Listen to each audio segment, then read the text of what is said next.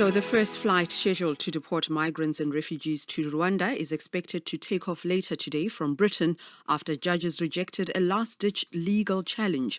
Under the scheme, some of those entering the UK illegally will be flown to Rwanda to apply for asylum from there. The government says the scheme is a world-leading policy that will discourage the people smuggling gangs bringing people across the English Channel. But charities, religious leaders and opposition parties have criticised it. And we've heard in our bulletin the entire senior leadership of the Church of England have criticised the immoral policy, saying it shames Britain. For more, I've been speaking to Dr. Alan Mendoza of the conservative think tank, the Henry Jackson Society. It certainly created a lot of media interest. There have been protests about it, but ultimately the legal challenges have been rejected at this point. And what the British government is trying to do right now is to selectively send some of the people who've come over illegally to the UK to Rwanda to be processed to see if they will be able to obviously stay there claiming asylum there, or if their claims will be rejected going forward. So the question very much is, it's a selective process. It's not every person coming to the UK, but they are targeting those who arrived illegally. What we're looking at here is not anyone being deported, but being, if you like, resettled. Yes, it's a terminology issue.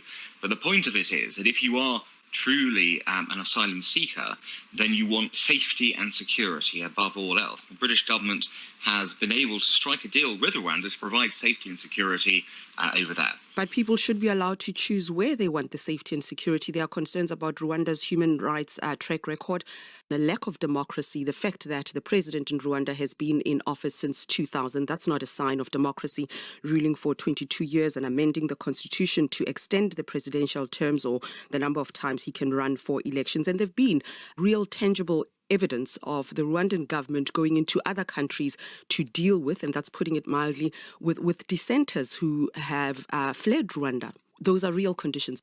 They are conditions, but the key to this is obviously that Rwandan government has signed a deal with the British government in order to preserve those issues. So from that perspective, they will be breaking that deal with the British government should anything happen to these people. And very much, of course, it's going to be monitored by the British government. Surely we stand to gain more through engagement with them and by encouragement and by working with them to change that human rights condition than through other mechanisms. We always have to consider human rights very important. We need to make that quite clear. The British government should be speaking about that, and it should be looking to encourage all countries to move in that direction. But there are obviously different ways to do that. And don't forget, there's also a economic development boon to Rwanda as part of this to ensure that the process survives. There's going to be a lot of money put in to develop the Rwandan economy as well, in the hope that this will lead to better opportunities down the line as well. Why Rwanda, though?